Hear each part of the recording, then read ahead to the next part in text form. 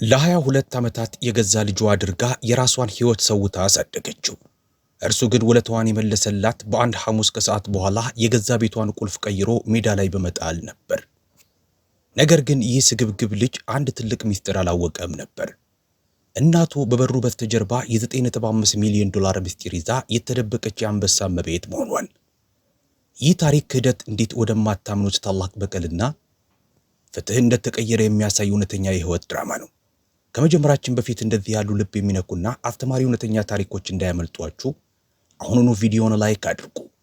ለወዳጆቻችሁ ሼር በማድረግ ፍትህን ደግፉ። እንዲሁም የቻናላችን ቤተሰብ ለመሆን ሰብስክራይብ ማድረጋችሁን አትርሱ። አሁን ወደ አስደናቂው ታሪክ እንለፍ። ቀኑ ሐሙስ ነበር። ከሰዓት በኋላ መገባደጃ ላይ ፀሐይ መውጣት ወይም ቀድማ ማረፍ አቅቷት የምታመነታበት አይነት ቀን። ኤቭሊን የቤት ውስጥ ስሊፐር ጫማዋን እንደለበሰች በበረንዳው ላይ ቆማለች። በአንድ እጇ ደግሞ አንድ ዳቦ፣ ጥቂት የታሸጉ ባቄላዎችና በፕላስቲክ ውስጥ ሆኖ ሙቀቱ ገና ያልቀዘቀዘ የተጠበሰ ዶሮ የያዘ እንደገና ጥቅም ላይ የሚውል የገበያ ቦርሳ ይዛለች። ዳሌዋን በበሩ በገዛ ቤቷ በር ላይ አስደግፋ ቁልፉን ስታስገባ አንድ ነገር ትክክል እንዳልሆነ ተረዳች። ቁልፉ ሊገባ አልቻለም። እንደገና ሞከረችው። ቀስ አድርጋ ዞረችው። ፈጠን አድርጋ ሞከረችው። ምናልባት እኔ በትክክል እያሰብኩ ባልሆንስ በሚል ቁልፉን ገልብጣ አየችው። ነገር ግን ስህተቱ የእጁ አልነበረም፣ የቁልፉ እንጂ። የበሩ መቆለፊያ ተቀይሮ ነበር። በቡጢዋ በሩን አንድ ጊዜ ከዚያም ሁለት ጊዜ፣ ቀጥሎም ድምጿን ከፍ አድርጋ አንኳኳች። አሁንም ያንን የገበያ ቦርሳ እንደያዘች ነው።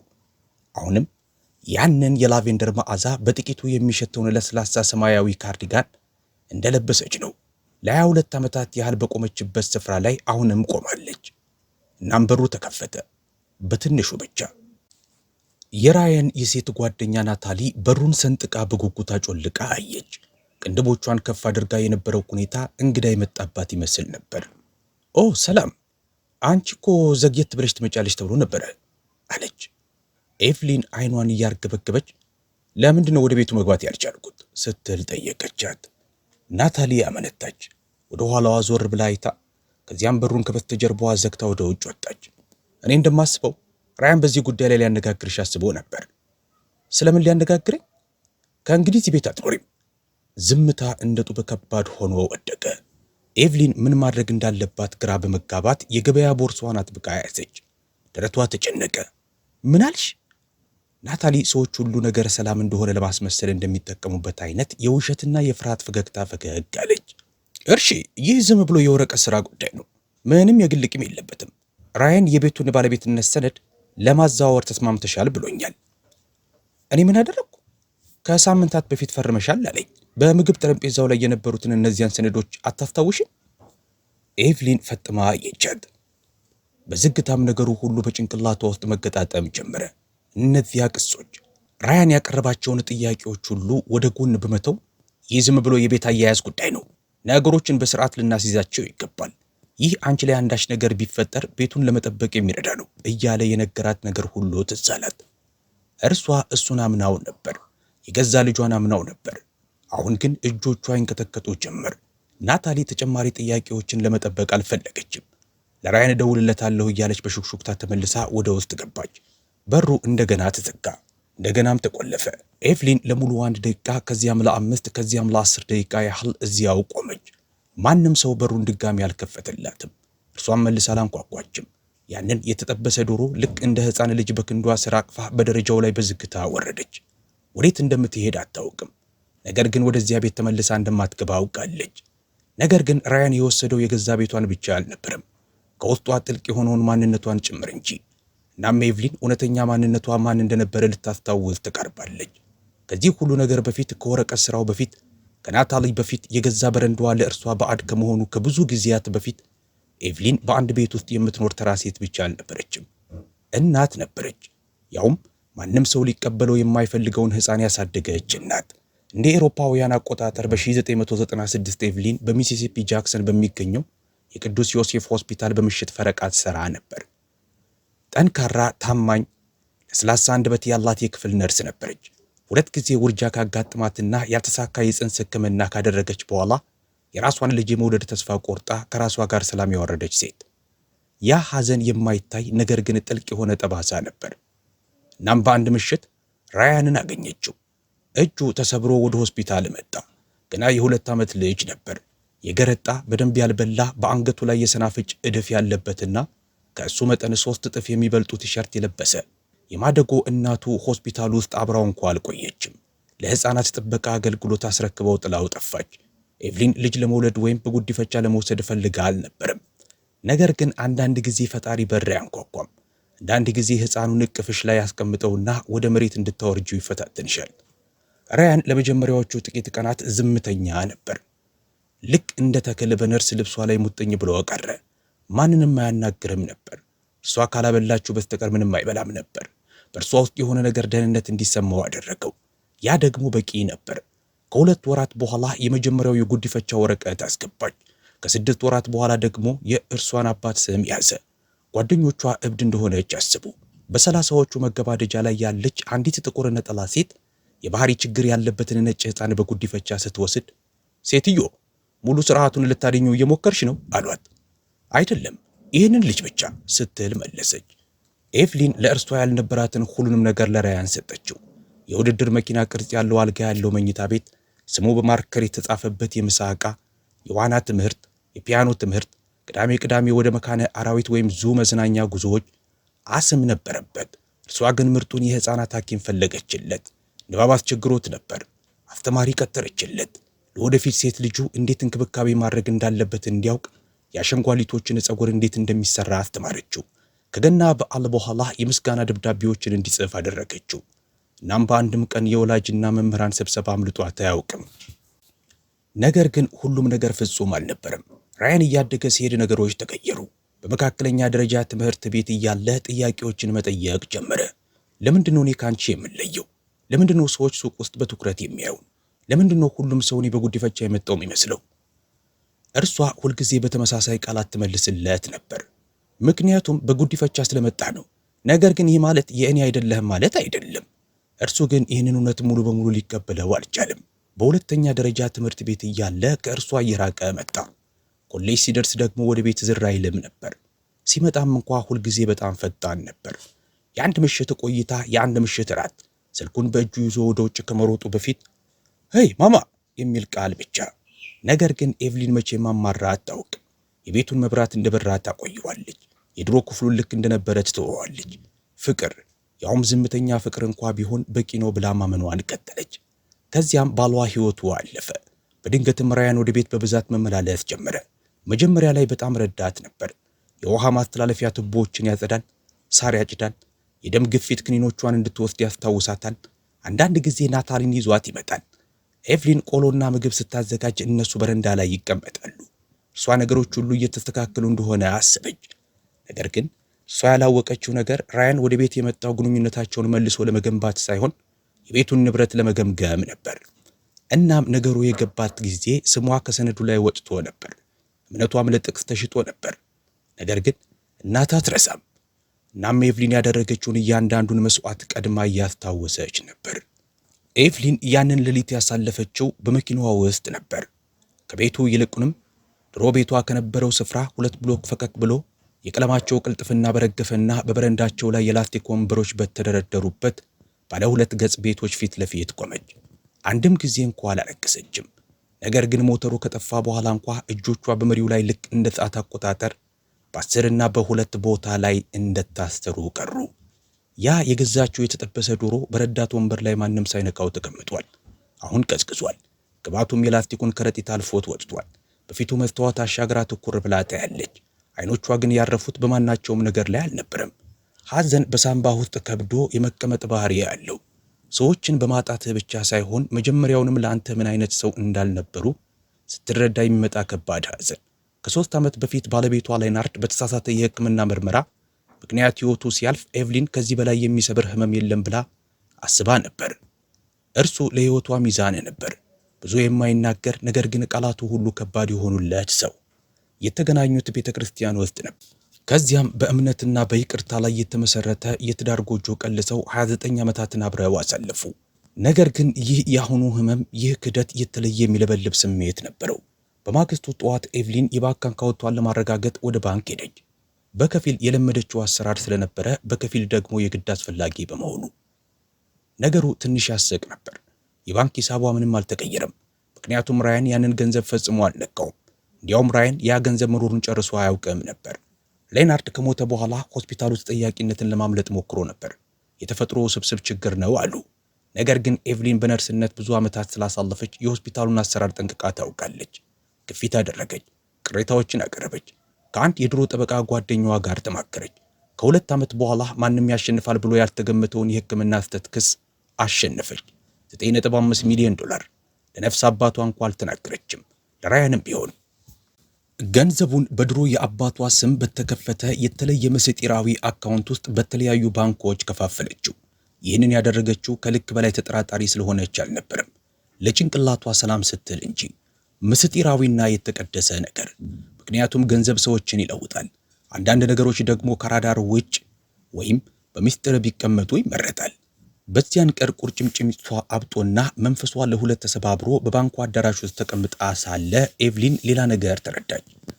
ራያን የእሷን እምነት ማጉደል ብቻ አልነበረም ያደረገው፣ እርሷን ዝቅ አድርጎ መገመቱ እንጂ።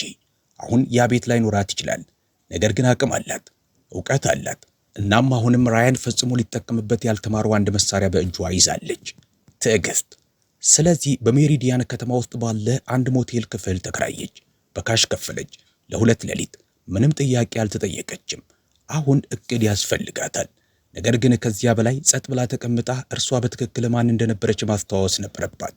በቦርሳዋ ውስጥ የምታስቀምጠውን በጸሎቶች፣ በስልክ ቁጥሮችና በላፋይታ የሚገኘውን የአክስቷን ልጅ እንድትደውል በእጅ የተጻፉ ማስታወሻዎች የሞላበትን የድሮ ማስታወሻ ደብተር ገለጠችው።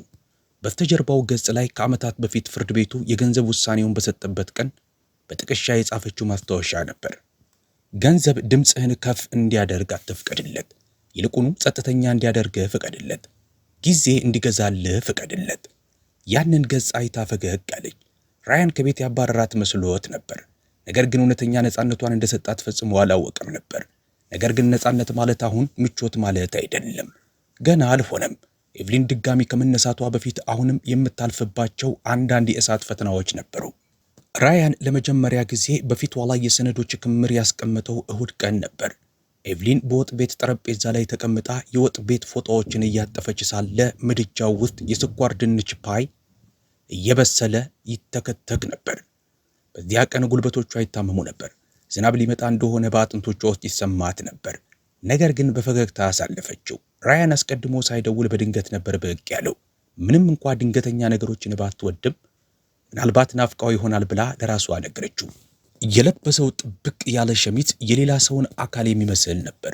ናታሊ ከበስተጀርባው ተከትለው ገባች። ከአይፎን ስልኳ ላይ አይኗን እንኳ አታነሳም ነበር። ሃይ ማማ አላት፣ ግማሽ እቅፍ እያደረጋት። አንዳንድ ወረቀቶች ይዘን መጥተናል። ምንም ከባድ ነገር አይደለም። ዝም ብሎ ስለ ታክስና ስለ ቤቱ ጉዳይ የሚረዳ ነው። ነገሮችን በጀርባ በኩል ማስተካከል ታውቂያለሽ። ኤቭሊን ቅንድቧን አሰባሰበኝ። ምን አይነት ወረቀቶች ናቸው?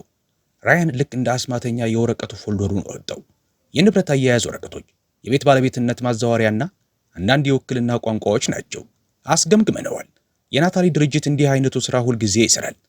ሙሉ በሙሉ ስታንዳርድ ነው። ናታሊ ከስክሪኗ በስተጀርባ ሆና አይኗን ሳትነቅል ድምጿን አሰማች። ይህ ዝም ብሎ ንብረትሽን ለመጠበቅ ነው ሚስ ካርተር። ፍርድ ቤት እንዳይሄድ። አሁን ለሁሉም ነገር ዋስትና ይኖርሻል። እኔ ምንም ነገር እንዲቀር አልጠየቅኩም አለች ኤቭሊን በቀስታ እጆቿ ባልታጠፈው ፎጣ ላይ አርፈው። ራያን ፈገግ አለ። አውቃለሁ። ለዛ እኮ ነው እኛ ላንቺ እያደረግልሽ ያለነው። ተመልከቺ፣ አንቺ ላይ አንዳች ነገር ቢፈጠር ማለት የፈጣሪ አይበለውና ቤቱንና ስምሽን ከእነዚህ ሁሉ ሰነዶች ላይ መፍታት ትልቅ ምስቅልቅል ነው የሚሆነው። ይህ ዝም ብሎ ነገሮች በቤተሰብ ውስጥ መቆየታቸውን ያረጋግጣል። ኤቭሊን ወረቀቱን ትኩር ብላ አየችው። ፊደላቱ ትንሽ ዋኙባት ነበር። የንባብ መነጽሯን ብዙ ጊዜ አታደርግም ነበር። የአፍንጫዋ ጎን ሲጨምቃት ትጥለዋለች። ራያን ይህንን አስተዋለ። እንኪ አላት እስክሪፕቶውን እያቀበላት። መፈረሚያ መስመሮቹን ምልክት አድርጌባቸዋለሁ። ስለቀረው ነገር መጨነቅ አያስፈልግሽም። እኔ ቀድሜ አይቼዋለሁ። አመነታች። አንድ ነገር ልትናገር ፈለገች። ልክ ቆይ አንድ ሰው እንዲያይልኝ ባደርግ ይሻላል ወይም ለምንድን ነው አሁን የውክልና ስልጣን ያስፈለገ የሚል ነገር ግን ራያን የእሷ ሕፃን ነበር። ከእንቅስቃሴ ማድረጊያ አልጋዋ አጠገብ ስታልፍ የሚያለቅሰው ያ ትንሽ ልጇ፣ በጣም ሲደሰት በሚፈነጥስ ቁጥር የአስም መተንፈሻ የሚያስፈልገው ያ ልጇ፣ በ6 ዓመቱ የፈንጣጣ በሽታ ይዞት እጇን ሳይይዝ አልተኛም እያለ ሌሊቱን ሙሉ አብራው የነቃችለት ያልጇ። ስለዚህ ገጽ በገጽ እያገለባበጠች ፈረበች። እርሷ ስሟን በምታሰምርበት ጊዜ እሱ እየቀለደ እንኳ ነበር። ታሪክ እየሰራሽ ነው ማማ። አንድ ጊዜ ሳቅ አለች። ዝም ብሎ የአየር ትንፋሽ። የምድጃው የሰዓት መቁጠሪያ ጮኸ። እርሷም ምድጃውን ለማጥፋት ተነስታች። ያ ቅጽበት ለሳምንታት በጭንቅላቷ ውስጥ ታትሞ ቀረ። የቅመምና የተቃጠለ ስኳር መዓዛ፣ የስክሪፕቶ ክዳን ሲዘጋ የሚሰማው ድምፅ፣ በናታሊ ፊት ላይ የነበረው ያ ከልክ በላይ የረካ ይመስል የነበረው ፈገግታ። በዚያን ቀን ከሰዓት በኋላ በዚያ ወጥ ቤት ጠረጴዛ ላይ ለመጨረሻ ጊዜ መቀመጧ እንደነበር በወቅቱ አላወቀችም ነበር። የቀጣዮቹ ቀናት ጉብኝቶች አጫጭር ነበሩ። ራያን የባንክ መግለጫዎችንና ሊያያቸው ከማትፈልጋቸው የኢንቨስትመንት ጓደኞቹ ጋር መምጣት ጀመረ። ሁልጊዜ ስራ ይበዛበት ነበር። ስለ ንብረት መሸጥ፣ ፖርትፎሊዮ መገንባትና የእሷ ቤት እንዴት መከፈት ያለበት ሀብት እንደሆነ ያወራ ነበር። በናታሊ ፊት ኤቭሊን ብሎ መጥራት ጀመረ። ይህ አዲስ ነገር ነበር። እናም አንድ ቀን በፊቱ ግቢ ላይ ያሉትን የአበባ ተክሎች ውሃ እያጠጣች ሳለ ናታሊ ይህንን ቦታ አንዴ ከሸጥነው በኋላ በመጨረሻ ዳላስ ውስጥ ያንን አፓርታማ መግዛት እንችላለን ስትል በድብቅ ሰማቻት። ያኔ ነው ኤቭሊን ለጥንቃቄ የሆን ዘንድ ትንሽ ቦርሳ ማዘጋጀት የጀመረችው።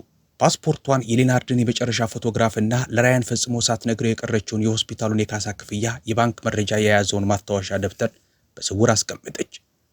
አካሏ አሁን እንደ ድሮ በፍጥነት አይንቀሳቀስም ይሆናል።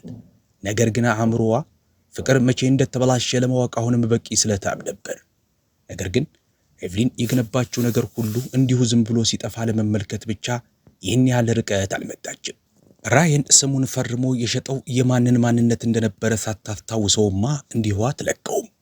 ራያን በገዛ ቤቷ ውስጥ እንግዳ እንደሆነች በነገራት ቀን ኤቭሊን አንዲትም ቃል አልተናገረችም። ቀኑ ረቡዕ ነበር። ከምሳ በኋላ በነበረው ሰዓት ሳሎኑ በቫኪዩም ክሊነር ወይም የአቧራ መሳቢያ አጽድታ ገና ጨርሳ ነበር። ይህንን የቤት ውስጥ ስራ የእርሷ የወንድም ልጅ ብትጠላውም እንኳ እርሷ አሁንም ራሷ ልታደርገው የምትወደው ስራ ነበር። አቧራ የሰውን ዕድሜ አይመርጥም። ኤቭሊን ደግሞ ማናያት ማን ሁልጊዜም ቤቷ ንጹህ መሆን እንዳለበት ታምናለች። ራያን የአይን መነጽሩን እንደለበሰና የጆሮ ማዳመጫውን በአንገቱ ላይ እንዳንጠለጠለ ወደ ውስጥ ገባ። ናታሊ በብሉቱዝ ከማንኛቸውም ሰው ጋር እያወራች ከበስተጀርባው ተከተለችው። መጀመሪያ ላይ አላናገሯትም። ልክ እንደ ቤት አጥኚ ሴት አድርገው ዝም ብለው በፊቱ አለፉ።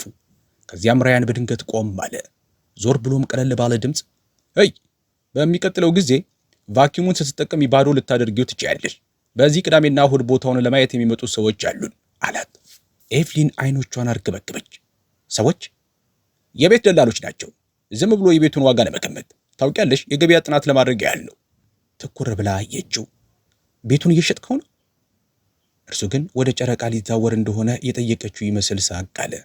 ገና አልተሸጠም። ዝም ብሎ አስቀድሞ ማሰብ ነው። ያሉንን አማራጮች ሁሉ ማየት አለብን አይደል? ቀጥ ብላ ቆመች። የኛ አማራጮች? ያን ጊዜ ነበር ያንን ቃል የተናገረው። አሁን እኮ አንቺ እዚህ እንግዳ ነሽ ማማ። እርግጥ ነው አሁንም ያንቺ ቦታ ነው። ነገር ግን በሕጉ በኩል እንግዲህ አንቺም ቢሆን እንዴት እንደሆነ ታውቂያለሽ። እጇ በቫኪዩሙ እጀታ ላይ ጠበቅ አለ።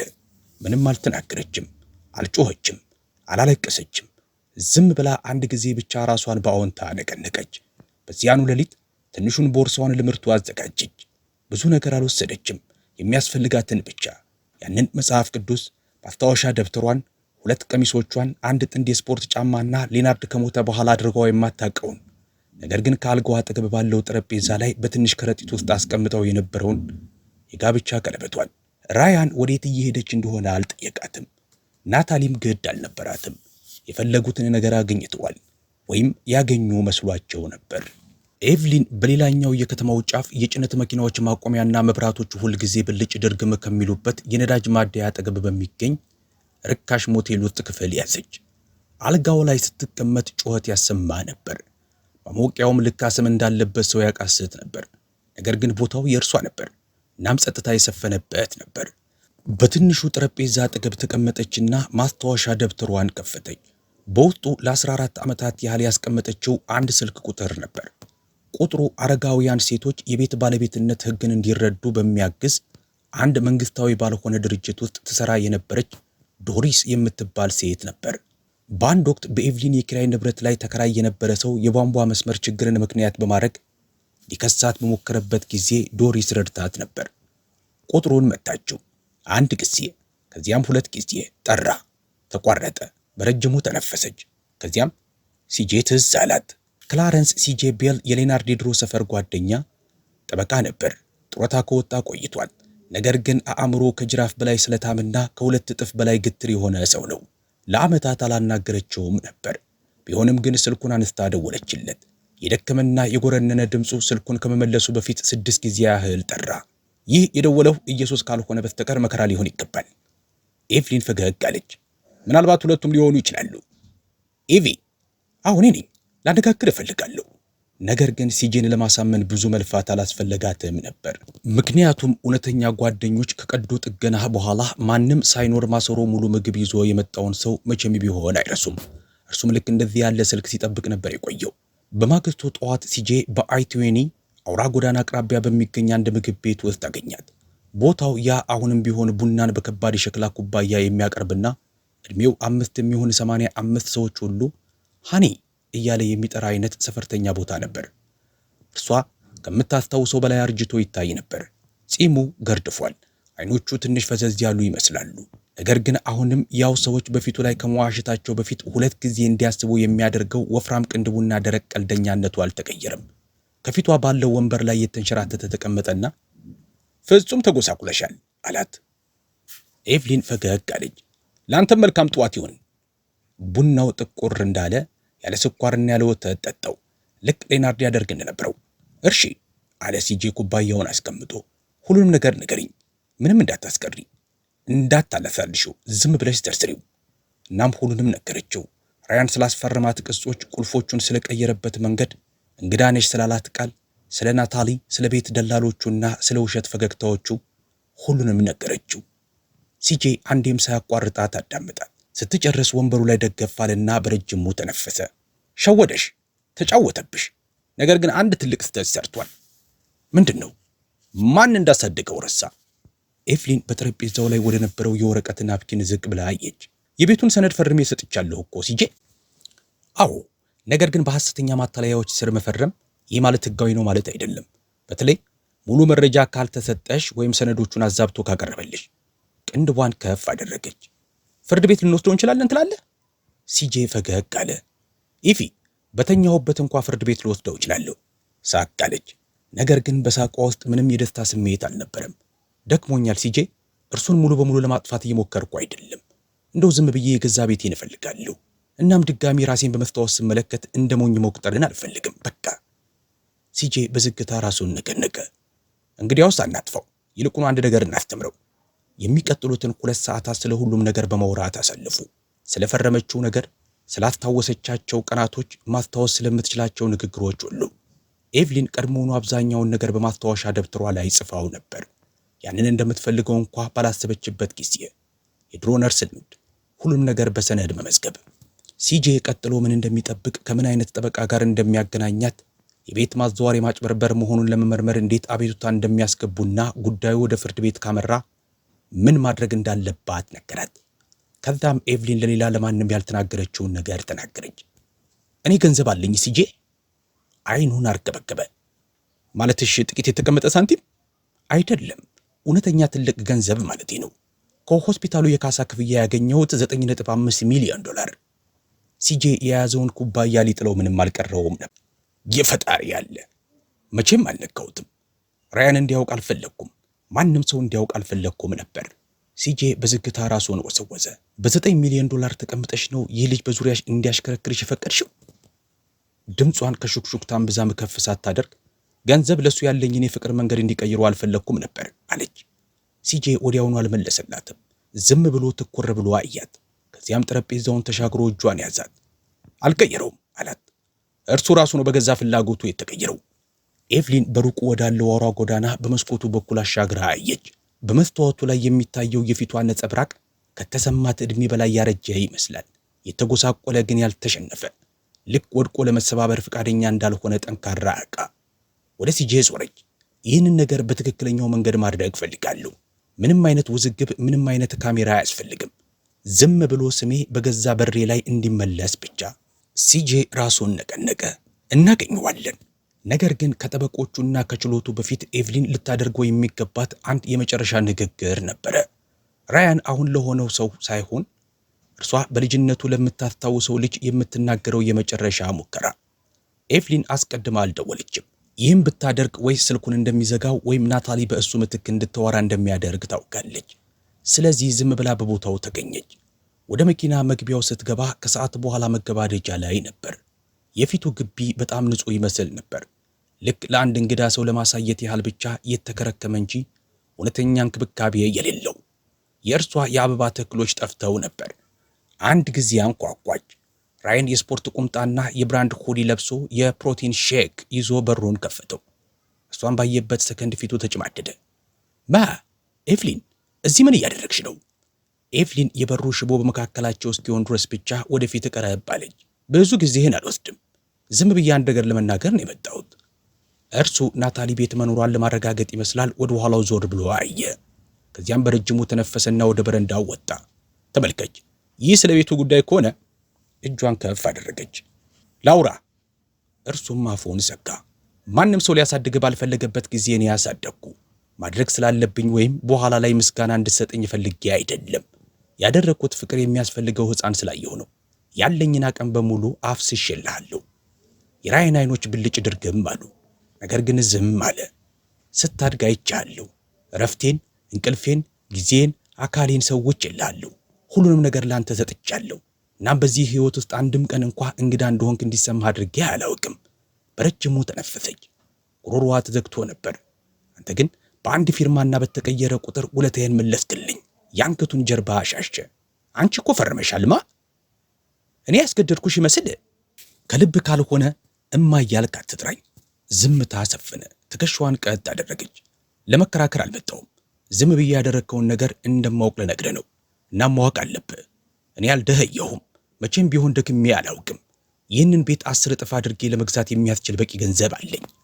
የራያን ፊት ተቀየረ። መጀመሪያ ለማመን፣ ከዚያም ድንጋጤ፣ ቀጥሎም እንደ ህፍረት ያለ ስሜት። እኔ ይህንን አላውቅም ነበር። እንድታውቅ አልተፈለገም ነበር አለች። ምክንያቱም ፍቅር ንግድ አይደለም። ታማኝነትን በገንዘብ አይገዛም። አሁን ግን እኔም አውቃለሁ፣ አንተም ታውቃለህ። አፉን ከፈተ። ነገር ግን ምንም ቃል ሊወጣ አልቻለም። ቀድሞውኑ ከጠበቃ ጋር ተነጋግሬያለሁ። ይህ ጉዳይ መሄድ ያለበት ቦታ ይሄዳል። ከማለቁ በፊት ግን አንድ የመጨረሻ ጊዜ አይንህን ማየት ፈልጌ ነው የመጣሁት። የራያን እጅ ወደ ጎን ተንጠለጠለ። ልትከሺኝ ነው? አይደለም አለች። እውነተኛ ቤት ምን ያህል ዋጋ እንደሚያስከፍል ላስታውስህ ነው የመጣሁት። ይህንን ተናግራ ዞር አለችና ወደ መኪናዋ ተመለሰች። ምንም አይነት ጩኸት የለም፣ ልመና የለም። በመጨረሻ የራሷን ክብር ያስታወሰች አንዲት ሴት ብቻ። ነገር ግን ክሶች እንደ ኤቭሊን ያሉ ሰዎችን አያስፈሩም። የሚያስፈራቸው ነገር ዝቅ አድርገው የተመለከቱት ሰው ከቀድሞው ይበልጥ ጠንክሮ ሲነሳ ማየት ነው። ከ3 ወራት በኋላ ቤቱ ባዶ ነበር። ምንም የቤት ዕቃ የለም። ናታሊ የለችም፣ ራያንም የለም። ከላፋይት የመጣችው ጡረተኛዋ አዲስ የቤት ባለቤት መጀመሪያ ወደ ቤቱ ስትገባ ቦታው ልክ አንድ ከባድ ነገር እንዳለፈበት ሆኖ ከብዶ እንደነበር ተናግራለች። እናም በእርግጥ አልፎበት ነበር። ሲጄ በጣም ፈጥኖ ነበር። የማጭበርበር አቤቱታው ከታሰበው በላይ በፍጥነት በቁጥጥር ስር ውሎ ፍርድ ቤቱን አልፏል። ዳኛው ሰነዶቹንና ምስክርነቱን ከመረመረ በኋላ አይኑን እንኳን አላርገበገበም።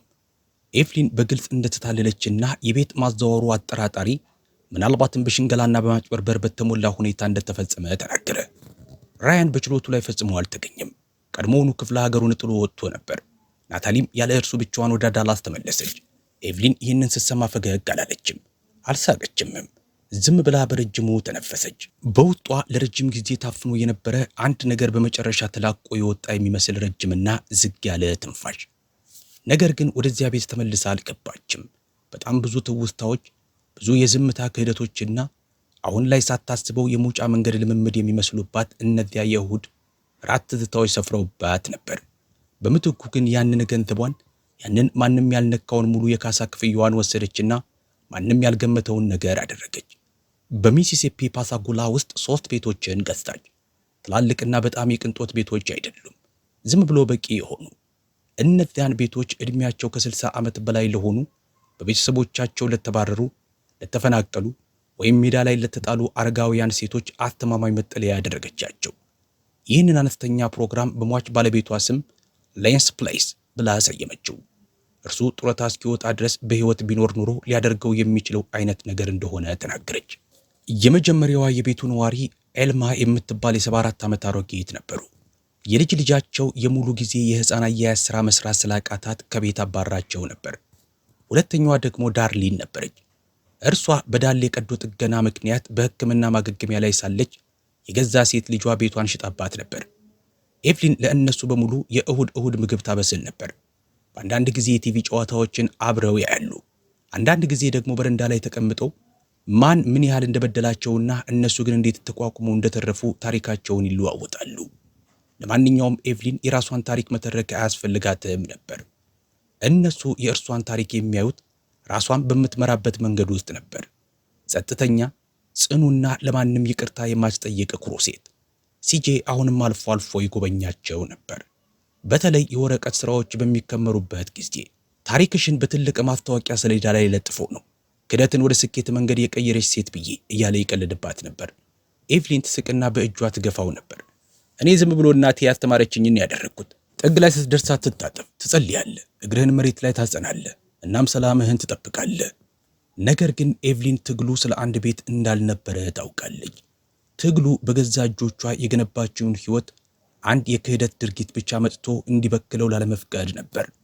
ከአንድ ዓመት በኋላ ኤቭሊን በሌንስ ፕሌስ የጀርባ በረንዳ ላይ የአንድ ኩባያ ሻይና በጉልበቷ ላይ ለስላሳ ብርድ ልብስ አልብሳ ተቀምጣ ነበር። ከፓስካጎላ በላይ ያለው ሰማይ በብርቱካናማና በወርቃማ ቀለማት ተሸፍኗል። ዝምታን ራሱ ልክ እንደ ቅዱስ መዝሙር እንዲሰማ የሚያደርግ አይነት የፀሐይ ግባት ነበር። አልማ ፎቅ ላይ ክር የገመደች ነበር። ዳርሊን ወጥ ቤት ውስጥ የጎመን ቅጠሎችን እያጠበች ለራሷ በታችኛው ድምፅ ታንጎራጉር ነበር። እናም ኤቭሊን ከብዙ ጊዜ በኋላ ለመጀመሪያ ጊዜ የውስጥ መረጋጋት ተሰማት። ስራ አልበዛባትም፣ አልተቆጣችም፣ አልተጎዳችም። ዝም ብሎ ፍጹም መረጋጋት ተሰማት። በዚያን ቀን ጠዋት በፖስታ አንድ ደብዳቤ መጥቶ ነበር። መመለሻ አድራሻ አልነበረውም። ዝም ብሎ የእርሷ ስም ለአንድ ዓመት ያህል ባላየችው የእጅ ጽሑፍ ተጽፎበታል።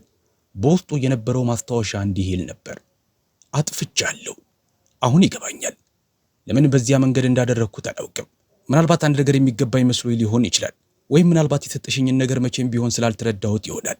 ይቅር እንድትይኝ አልጠብቅም። ነገር ግን መናገር ፈለጉ። ለአንቺ ያደረግኩት ነገር የሚገባሽ አልነበረም። ደህና እንደሆንሽ ተስፋ አደርጋለሁ። ራያን ይላል። ኤቭሊን ደብዳቤውን ሁለት ጊዜ አነበበችው። ከዚያም በጥንቃቄ አጥፋ አስቀመጠችው። ለመርሳት ስላሰበች አይደለም። ነገር ግን አንዳንድ ነገሮች ድጋሚ ሳይኖሩባቸው እንዲሁ ዝም ብለው እንዲታወሱ ስለሚገባቸው ነው። መልስ አልጻፈችለትም። አያስፈልጋትም ነበር። ለእርሷ ይቅርታ ማለት እርሱን ከጥፋተኛነት ነፃ ማድረግ ማለት አይደለም። ይቅርታ ማለት ራሷን እርሱ ካደረገው ነገር ሰንሰለትና ቁጣ ነፃ ማውጣት ማለት ነው። በዚያን ጊዜ የማታውቀውን ነገር አሁን አውቃለች። አንድን ሰው ሙሉ በሙሉ ልትወደው፣ በትክክል ልታሳድገው፣ ሁሉንም ነገርህን ልትሰጠው፣ እናም አሁንም ልታጣው ትችላለህ። ይህ የሆነው አንተ ማን ስለሆንክ ሳይሆን እነሱ ማን ለመሆን ስለመረጡ ብቻ ነው። እናም ያ አንተ የምትሸከመው የአንተ ሀፍረት አይደለም። የማታው ችንችላዎች የምሽት ዜማዎችን መቃኘት ሲጀምሩ ኤቭሊን በወንበሯ ላይ ደገፍ ብላለች። አይኖቿን ጨፈነችና በረጅሙ ተነፈሰች። ከሳምባ በላይ የሆነን ነገር የሚሞላ አይነት ረጅም ትንፋሽ። ያ ትንፋሽ ትውስታዋን ሞላው፣ ትርጉሙን ሞላው። እውነተኛ ቤት ማለት ዝም ብሎ ጣሪያ ብቻ አይደለም፣ ከጣሪያው በታች ያሉ እውነተኛ ሰዎች እንጂ። እናም እርሷ አዲስ ቤት ከባዶ መልሳ ገነባች። ምንም አይነት የወረቀት ሰነድ የማይፈልግ እውነተኛ ቤት። ይህ ታሪክ ከውስጥህ ጥልቅ ቦታ ላይ ከነካህ፣ ያጣኸውን፣ የወደድከውን ወይም የለቀቅከውን ሰው ካስታወሰ መስማት ለሚፈልግ ጓደኛ አጋራው። እናም ይህንን አስታውስ፣ እውነተኛ ፍቅር መቼም ሊሰረቅ አይችልም። እውነተኛ እናቶች መቼም አይታጠፉም፣ አይሰበሩም። እናም እውነተኛ ጥንካሬ አይጮህም። ይልቁን ድምፅ ሳያሰማ ከምድር ተነስቶ በዝምታ እንደገና ይገነባል።